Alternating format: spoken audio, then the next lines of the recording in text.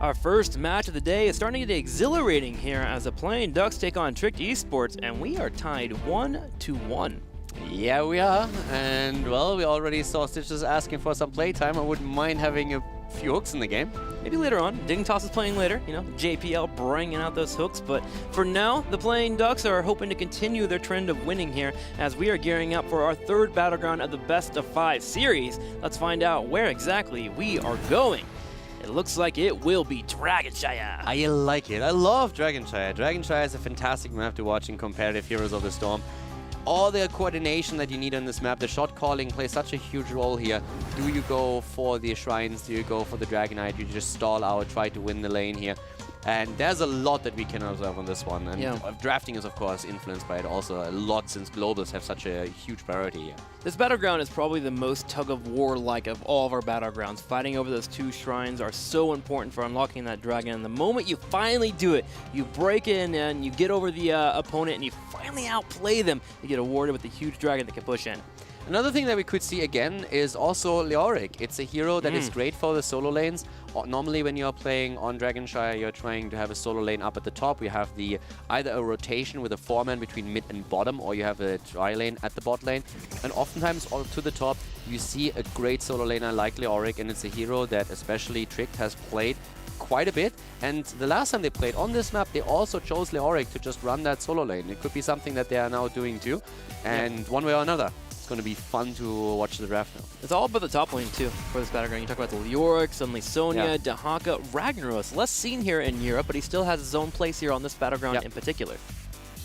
Okay, so right now, globals. That's, of course, another thing that we have to watch out for. Playing Ducks banned Arthurs every single time, and now they are faced with a bit of a different decision. Do they ban out a global? Do they ban out the Arthurs? What are they going to do?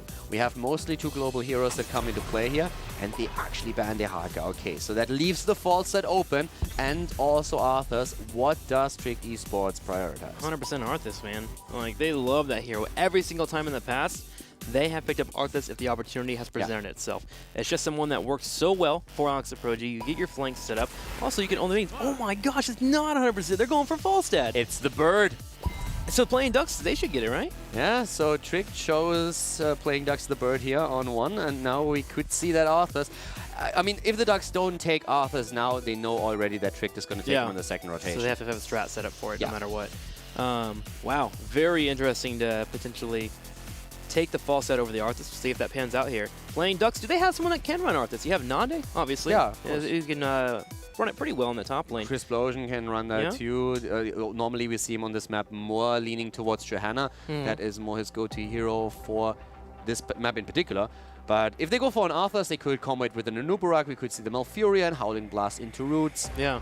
The one hero actually that I'm a bit surprised that we haven't seen today is Greymane. Greymane has not played a role for these 2 teams. Yeah, Playing Ducks has dabbled in him a few times in the last couple of weeks. They seem to enjoy the Tychus and their Vala a little bit more. There we go. He is. He has pulled in.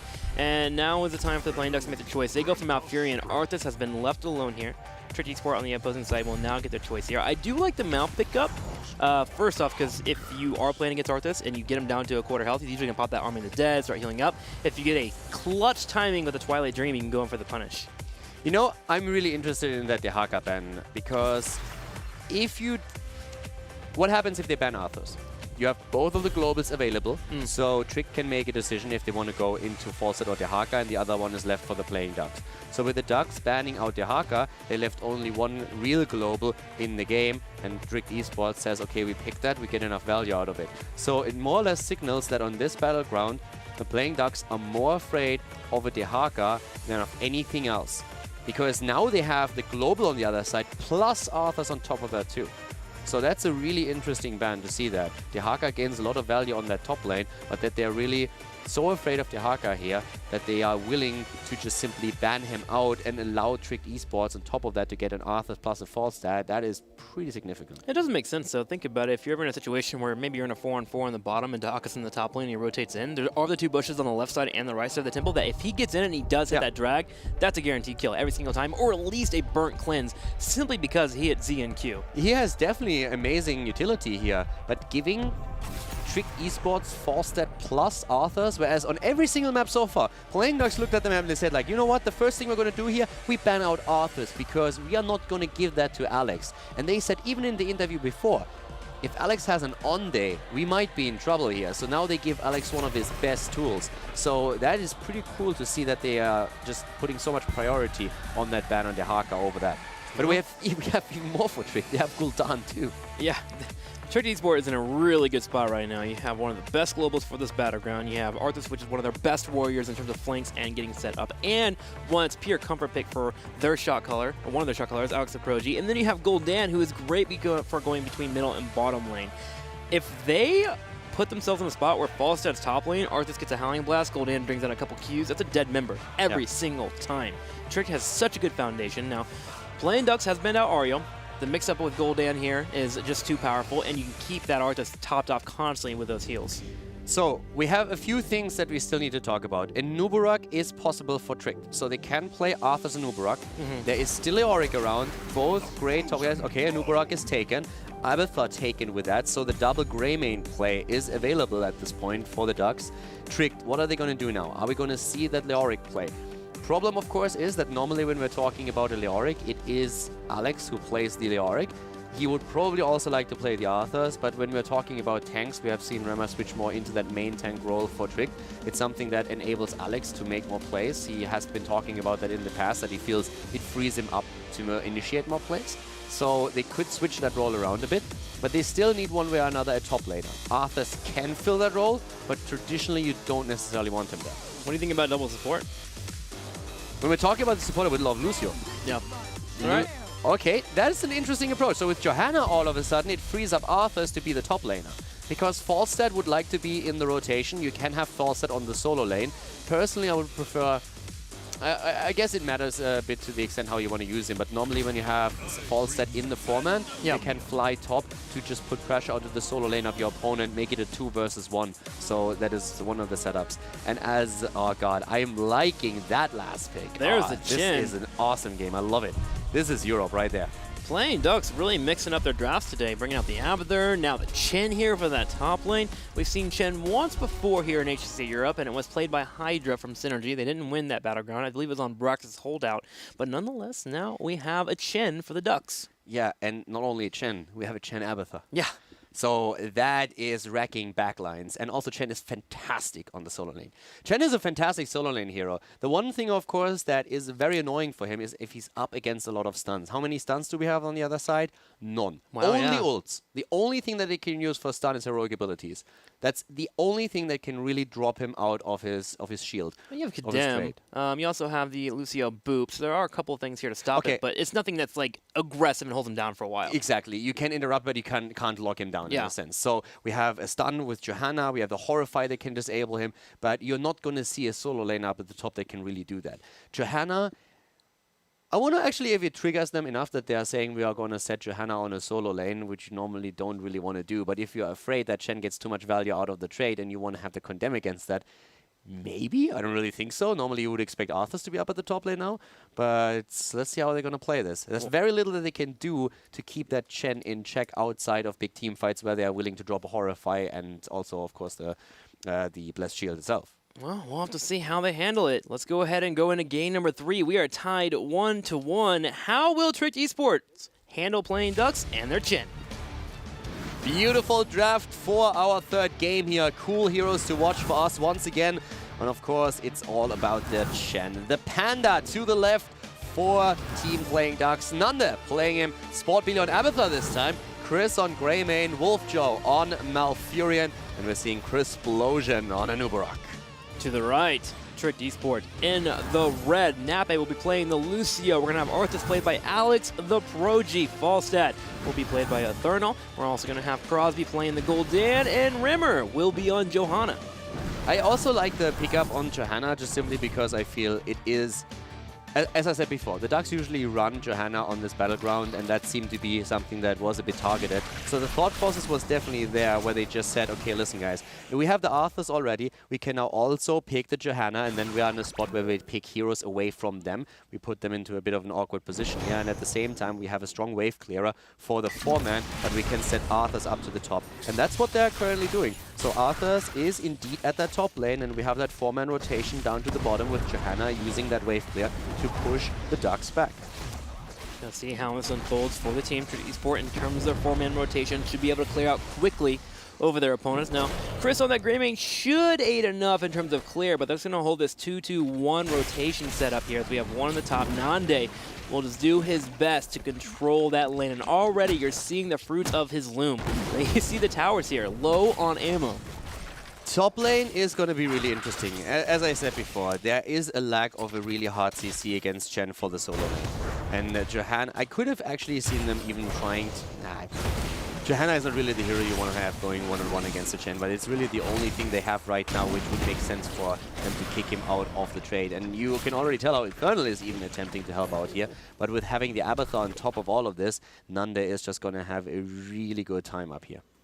Gonna watch Nande as he continues on this top lane. And gosh, watching Chen just makes me so thirsty, man. I just want to drink out of some water or something as he continues to keep holding that lane against Arthas here. 4-4 is our next goal here as we are currently sitting at level 3. The bottom shrine is under control for Esport, and that will be the entire theme of the game here until we move to the mid game, merely for the fact that they are really trying to pull throughout those lanes. I'm really curious to see how these team fights are how they are going to unfold, because the problem that you have with the Chen is, are you going to use your interrupts? Or you can't simply ignore him. With an Abathar, that is not going to happen. He's going to jump on False and on Gul'dan, and you have a really rough time. But the one hero that you really want to lock down and take apart is the Greymane. Yeah. So when Greymane jumps in, he's usually the target where we see that happening because you want to get that kill.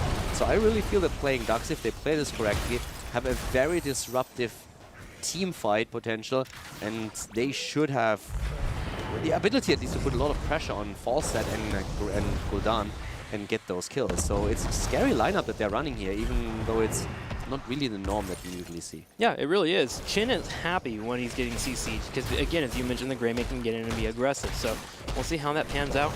As for now, this is probably one of the best things the Playing Ducks can do in their freedom here between the middle and the bottom lane is grabbing a Giants, but Trinity Esports answered back right away with their own. We do have the Dragon unlocked here for the Playing Ducks as they can control the north and south shrines. No one can really move in, though. With Rimmer floating around, he'll have that flashlight, and he'll be able to interrupt there with that Iron Skin. Top lane, we have Chen now fighting versus Arthas in a second, but Alex has to always move back. That's the problem of having Abathar in the opponent's setup, because Abathar can just simply jump on Nande and help him out with these fights. And Alex has a really rough time to pressure Chen again because he cannot interrupt the trade. He's having a really hard time there. Do want to note his level 1 talent that he did grab, though, Internal Hunger. Able to use that quest and finish it off. Chen is a good hero to grab quest talents against because he's going to be sitting still for a couple of seconds and it always sets you up. Zagara in particular, it has a talent at level 4 that can spike her damage, and if you have the chance, pick that against Chen. Be aggressive and really get those working in there. So Eternal Hunger just now finishing up, which increases the mana it restores by 4 and the maximum 40, and it also increases its damage by 4. And it's a nice talent for additional lane sustain, but that fight at the top lane is just continuing. And Chen is getting help here. Once again, we have Abathar, and Alex is assisted by Eternal. That is the false set flight we've been talking about in draft, and that could be the problem that Nande has. He's trying to escape here, attempts to go maybe even for a kill, but whoa, Eternal sees it coming. He is still going to fall, though. That's the death of Falstad. Chris Blosian moving over, and even with Eternal, the perfect reaction here, the Panda still survives. Chen bellows out a big laugh after that as he's going to be able to get a kill there with the false at the 8 of Abathar, and of course the Anubak coming in. Chris Blosian moves in for a dragon, but Rimmer should be able to slow this down until we have Falset spawning in for the fly-in, but still, big plays from the Playing Ducks. I really like that draft. I really think that draft is absolutely awesome. Any other pickup than the Chen would have probably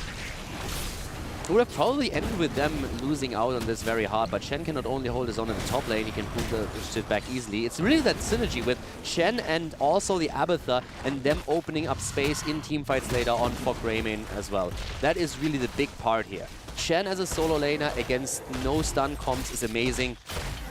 I need to phrase this a little bit different because they have interrupts, but they have none on the solo lane. Yeah. So there is nothing that can really drop him out of that trade and really pressure him. Arthas is not going to win out on that if the Abathur jumps in every now and then. And even the attempts to turn it into 2 vs 1 with a false set. First of all, it's not scary anymore for Chen. And second of all, it doesn't really matter. You can't win that lane in the long run. Basically, when it's all said and done, he just buys so much time for his team to get to level 10 because they can't do anything against him in the top lane. He's just complete bully mode right now, just going full hardcore on Trick Esport. Gonna have a hammering coming in from the left. And with that being said, kind of a big shout out to Nande. He's played so many different heroes with the playing Ducks, been flexible for them in that top lane role. We've even seen him play Samuro in a matchup. So Nande continuing his practice here and really bringing out these oddball heroes. Just imagine what's going to happen here once that we have the level 13 talent for Abathur and the extra sustain for Chen. That guy's never going to die. And you also don't have a cleanse, so if he goes barrel, which he could, you can just keck them into, and there it is. So he goes for the keck and there's no cleanse, so he will get the target. Just jump in and then you keck a Gul'dan, for example, straight into your team, and that should be an easy pick right there. Keg seems fun, but it can be hard to pull off, especially against the Lucio. One wrong movement with the Wandering Keg and you don't get to pull them into your team. So Nande will have to play on point here with that engage, but it is still a clever one. He's going to be aiming for that Gul'dan in particular. Also Cocoon being used, so Lucio might not even be a factor depending on who they target with that. This is a really smart setup. From a draft perspective and a strategy perspective, this is a really interesting move that they made with this. Crisplosion needs to be cautious here. Nice, perfect timing, dodging the Condemn. And guess who's having fun at the top lane? It's the little Panda still, taking down waves and pushing this forward more and more heavily. I mean, Caldor, little Panda? Yeah, okay, he's a big fat panda. He's a big panda. He's a big one. He's fluffy, and he's pushing in the top lane. He's not fluffy. He's so fluffy. He's fat. He's a guy that I would definitely hug and, you know, enjoy it, man. A little beard there, a little bit of fluffiness. The little panda is reserved for Lila, your other girl. We should see her more often in the future. Okay. Little Lily. Double support, it could happen. But first of all, what happens is a Horrify. Cocoon is still on the ground. Guess who's in trouble? It's Crosby. Down he goes. That's the kill. Double Greymane value once again with Lucio Cocoon. No escape for them. That's a kill against Gul'dan and up to the top lane. Still Chen versus Arthas, but the Ducks, they are doing so well here. I'm loving this draft. Yeah, we've been talking about the playing Ducks a lot here. Let's talk about Trick Esport. If they get past level 10 here, they're getting some control overall. Alex Aproji in the top is trying to deal with Nande. He will pop Army in the Dead here to sustain through. And with the fort hitting Chen, he will take damage, but he just rolls away. It's so annoying to play against a good Chen, especially if he has an Abathur to back him up as well. It's one of the worst feelings in the world, but Nande is doing this really well. The problem for Trick really is I feel they need either a good Gust or a good Horrify to make a plays happen. They need isolation. If they want to get a kill, they need to isolate someone and then burst the target away. Ideally, of course, wait. I mean, if they can maybe isolate someone like Greymane, get a quick kill against him, that would be fantastic, but it's really tricky. When a Cocoon comes down, they need to shut that off as fast as they can to turn it back into a 5 versus 5. And they actually, they are back in the game with a lot of experience. So they're not falling too far behind. Their wave clear is helping them with that, especially since Remabola picked, of course, Johanna up. Yeah, and the only way for them to really get that big engage with Money Guts that you're talking about is if Chris misplays, if he overextends. And so far, Chris has been pretty on point there, especially with Malfurion there to back him up with roots. Yeah. The one thing that I have to call out with Nande is the one thing I don't like about what we're seeing with Chen right now is that his skin game is definitely not on point. We all know that War Master Chen is the best and the only skin for the hero. So I'm a little bit disappointed on that, but besides the skin, it's awesome.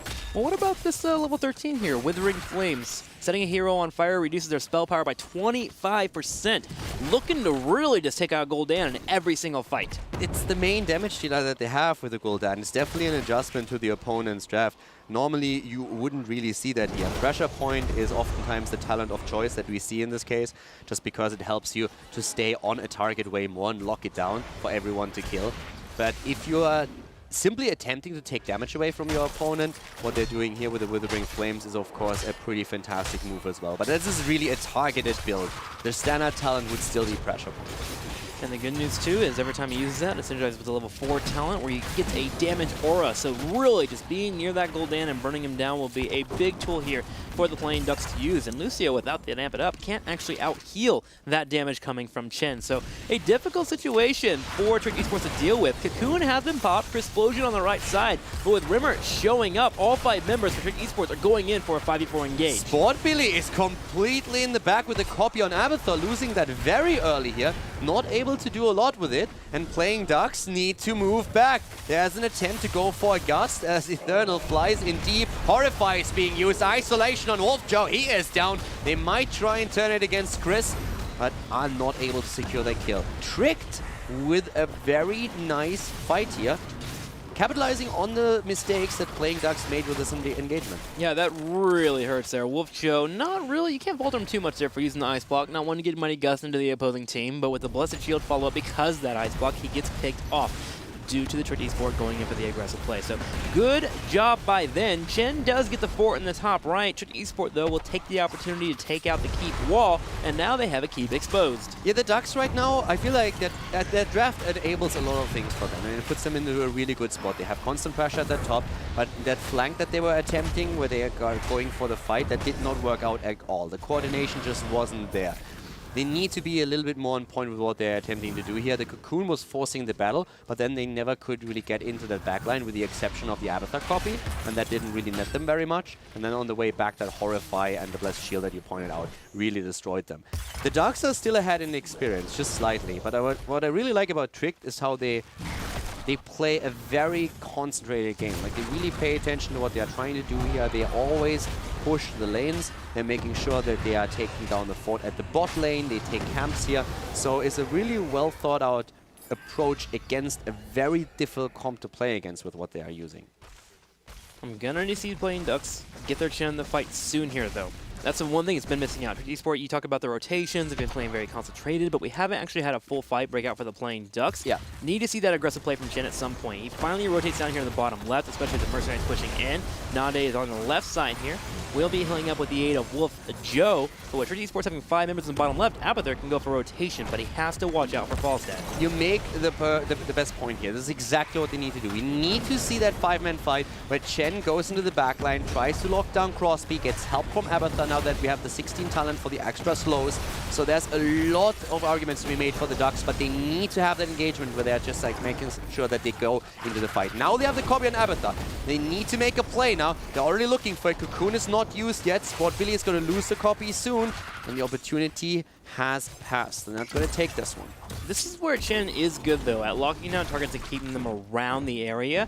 Playing Ducks doesn't go in for it, but the Mercenary camp in the top right corner is what they were buying time for. Already they have damage on the keep in the top right corner. Cocoon does pop out at the moment Falstad flies away. They're focusing down Arthas. Once again, the Horrify, they go in for Malfurion. They're trying to save him with a good keck. Well done here, but Malfurion still falling, and we have Lucio dying on the other side. So 4 versus 4 with Crosby eliminated, and this is the time for Chen to shine. Goes in, tries to go deep. Abathur needs self out. Alex about to fall. That's another kill. Falstad back with a gust, but once again, Chen jumping in deep, and Nanda with a kill together with Chris on his Greymane. You have to wonder if Rimmer maybe got a little bit too greedy there, going for the tap there on the fountain. He could have maybe just gone on the top right corner out that Falstad. Mighty Gust came in to keep him alive. So with that kill, Johanna is taken out, and this Merc camp with the aid of Abathur symbiote hats is taking a keep down. 19-17, the Playing Ducks are playing an aggressive macro game. Now we're talking. This is what we have been mentioning throughout the entire game so far already. The Abathur combo with Greymane, with Chen, how much damage it can do, how the Cocoon on the Nubarak is able to lock down targets and force the team fight out of Trick. And they really pulled the trigger here once that they saw Falstad fly to the top. The one thing to really keep in mind here is, of course with Abathur you would love to have the double Greymane. But with this setup that they have, especially that Chen jumping into the backline, the symbiote is gaining so much value. It is crazy what a good Greymane or a good Chen with an Abathur head can do in that backline, especially of course with that 13 talent that you pointed out a bit earlier, where you just shut down the damage that Kul'dan can push on you. And it gets even more terrifying. Level 20 coming nearby, and Abathur gets his favorite Storm talent Hive Mind. He'll be able to sit on top of that Greymane and that Chen if they dive a target and help out with that damage. So 20 about to hit here for the Playing Ducks. Look for them to be a bit aggressive on their plays here, trying to take down this fort and maybe getting into a fight. Here goes Nande. He dives in. Nande, the Panda. Panda is going for the throat here, starting to go in. Chris with another punt attempt, but here comes the stun as a Nubarak emerges. Nice blessed shield. Great play from Trick, syncing their ults up and trying to go for the kill. The Panda is down, and they are attempting to lock the rest of the team out too, but they are not able to pull that off, unfortunately for them. So it is one kill. Chris Explosion will save his life here with Cocoon as Falstead flies in. But that was a 20-18 fight, and Trick Esport, with their coordination, overcomes the talent disadvantage they were at. And now Trick gets aggressive on the bottom left. They grab these Giants, and they should start posturing around grabbing a keep. I really love how Trick is approaching this. They know that their best tools to make something happen here are not only the Blessed Shield, but the Horrify. So they try to sync the two of them to get kills. If they can get the kill, as they were just able to do with Chen, they have an opportunity. If that, of course, is not successful in eliminating a target, they have a massive problem, on the other hand. Right now, they are able to take down a keep. Oh, but Alex! He gets picked off there, pulls a BGS, unfortunately, dives to a keep here on the bottom left, and Alex Aprogi unfortunately taken out. Definitely lag. Lag it. EU version over here. All right, well, Trick Esport now forced to retreat as they lose their main tank here with that Arthas. Johanna still available for them on the bottom right, but with a 5v4 potentially happening here with an Abathur hat and Chin diving in, they don't want to deal with any of that. Yeah, and there's the Cocoon. They are willing to dive the fort easily. They go for the fort. Rema's down there. Horrify already being used. Nice. Bolt into the Twilight Dream. And a double kill, taking down Lucio and Gul'dan. Great play here by Playing Ducks. And they should go for an engage here. Yeah, they're going to go for it. They're going to start moving into the core. The Thornal taking damage. We'll be able to get out of there for a second. Rimmer on the left side here using the Iron Skin. Here we go. We're diving the core. Chen leading the charge. Greymane needs to be locked down. He's one of the main damage dealers here for the Playing Ducks. They are attempting to do so, but with the cleanse coming out, Wolf Joe tapping off on heals. Chris is just focusing it. Now, yes, you are correct. The Gust coming out. They knock him into a keep. Nande jumps back in. Just no, it doesn't matter. They go for it. They should be able to finish this off. They're going in again. Nande's on it. So is Chris with the Abathur. And this is the Playing Ducks taking down Trick on Dragonshire. Victory in game number 3. Wow, just think about what you just said there, Caldor. Playing Ducks is ahead 2-1 over Trick Esport. Do you think that we would have been saying that today? I think it would be a very close series. Yeah. I thought and still think that Trick has a very good chance here, but the Ducks are only one map away, so they can make a stand at this point, and they've been talking about how important this is for them. But I really feel that, especially in game number 2 and game number 3, it comes down heavily to the drafts that we've seen. Yeah. And this draft in particular was just perfect. It was a really nice last pick that we saw that completely surprised Trick and that won them the solo lane easily. So the top lane was always in their hands, with the Abathur in particular. You could see Falster trying to fly up, turning it into a 2 versus 1. Chen just shrugging and saying like, you know what, I don't even care. And Nubarak comes in because he has all the time in the world to make a transition from bot lane to top. And then says, hey boys, how you doing? Falster is down. And all of a sudden, that's a Dragonite right there for the Ducks. And the team fights went exactly as we said. We have 2 heroes jumping into the backline, and you don't know who to deal with. Do I try to kill the Chen? Do I try to kill the Greymane?